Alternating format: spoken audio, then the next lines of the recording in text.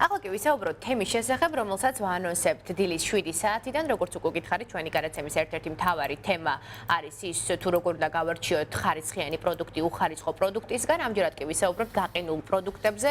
ყველას კარგად მოგეხსენებათ, რომ გაყინული პროდუქტები ჩვენს ყოველდღიურ ცხოვრებაში უფრო და უფრო მეტ ადგილს იკავებს და აქტუალობასთან ერთად ცხადია იზრდება მათთან დაკავშირებული მითების რიცხვიც.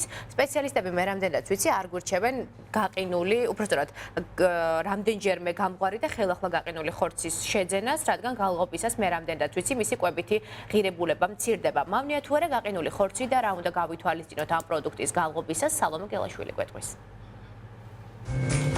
მიუხედავად იმისა, რომ ხორცი გაყინვისას სასარგებლო ნივთიერებების ნაწილს კარგავს, მისი შეძენა დღეისთვის გაცილებით იაფია. თუ ხორცის გამოყენებას შეძენისთანავე არაპირებთ, აჯობებს უპირატესობა უკვე გაყინულ პროდუქტს მიანიჭოთ.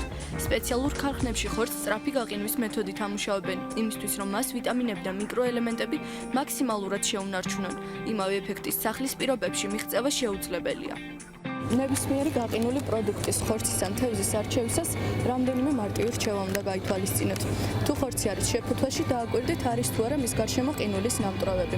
ამ შემთხვევაში ხორცი ერთხელ უკვე გაუღვა და შემდეგ თავიდან გაყინეს, არ შეიძინოთ ესეთი პროდუქტი. ხორცი უნდა იყოს წითელი ფერის და თითის დაჭერისას ყინულის კრისტალები უნდა წითლდებოდეს ასევე. თუ გაქვთ შესაძლებლობა, სთხოვეთ კონსულტანტს, რომ ხორცი გაჭრას. ფერი უნდა იყოს ერთგვაროვანი და თვითონ ხორციც უნდა იყოს ერთგვაროვანი. გაყინული ხორცის შეძენის შემდეგ ყველაზე მთავარი პროცესი მისი გალღობა. არავითარ შემთხვევაში არ გაალღოთ ხორცი ცივი ან ცხელი წყლის ჭავლის ქვეშ. ამ შემთხვევაში თქვენ სასარგებლო ნივთიერებებს გამორეცხავთ. ყველაზე უკეთესი მეთოდი არის გალღობა მაცივარში. ესე იგი საყინულედან უნდა ჩამოწიოთ წინა დღეს თქვათ, თუ მეორე დღეს არის მოსამზადებელი, იმიტომ რომ 9 საათი შეიძლება 1 კილოგრამ ხორცს გალღობის დროს დაახლოებით. და ამიტომ უკეთესია რომ ჩამოვიღოთ დაბლა თაროზე და ბუნებრივ პირობებში მოხდება მისი გალღობა.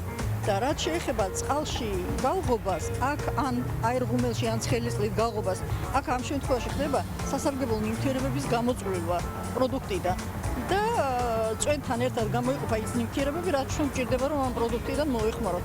გაყინული ხორცი 6 თვის განმავლობაში ინახება, რაც მთავარია თუ პროდუქტი უკვე გაალღოთ, ის მეორედ არავითარ შემთხვევაში აღარ უნდა გაყინოთ. ამ დროს ხორცზე მიკრობები ჩნდება გაყინვის და მეორედ გალღობის შემთხვევაში მათი რაოდენობა ორმაგდება. პროდუქტი კი ფაქტობრივად ტოქსიკური და ჯანმრთელობისთვის საშიში ხდება.